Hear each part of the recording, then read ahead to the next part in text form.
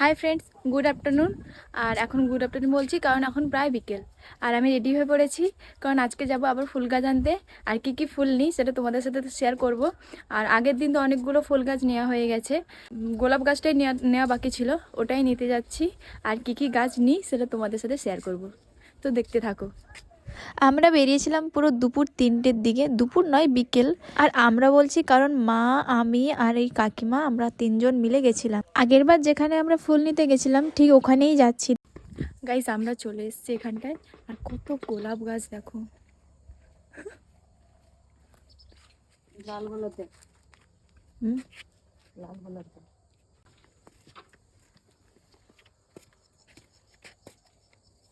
ওমা, এই যে এই ফুলটা দেখো,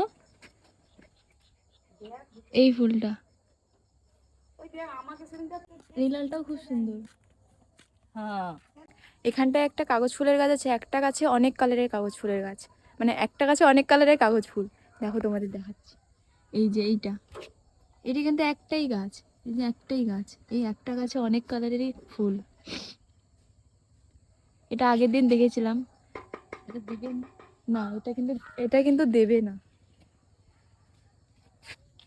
এই জমাটা কি দারুণ। এইদিকে অনেক ছোট ছোট গাছ, এই ফুলগুলোর নাম আমি জানি না। এই হলুদ জবাটা আমার খুব পছন্দ হয়েছে।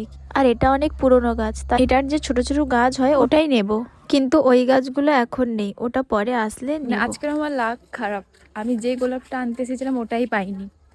একটা এমনি লাল গোলাপ নিয়ে যাচ্ছি মামাদের জন্য। আর এই যে এখানে আছে, এটা হচ্ছে করবী ফুল গাছ। আর অনেকগুলো নয়নতারা ফুলের গাছ নিয়েছি, আবার একদিন আসতে হবে।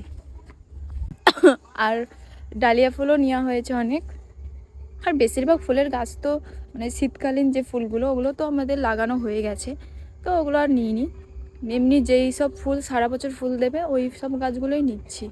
আর বৃহস্পতিবার আবার আসতে বলেছে, মানে আগের বারে বৃহস্পতিবারের কথা বলেছিল কিন্তু আসা হয়নি, এত সকালে কি আসতে পারা যায়, কিন্তু সেই আসতে বলেছে। এবারে তো আসতে হবে, না হলে ফুল গাছ পাওয়া যাবে না। আবার বৃহস্পতিবার আসবো।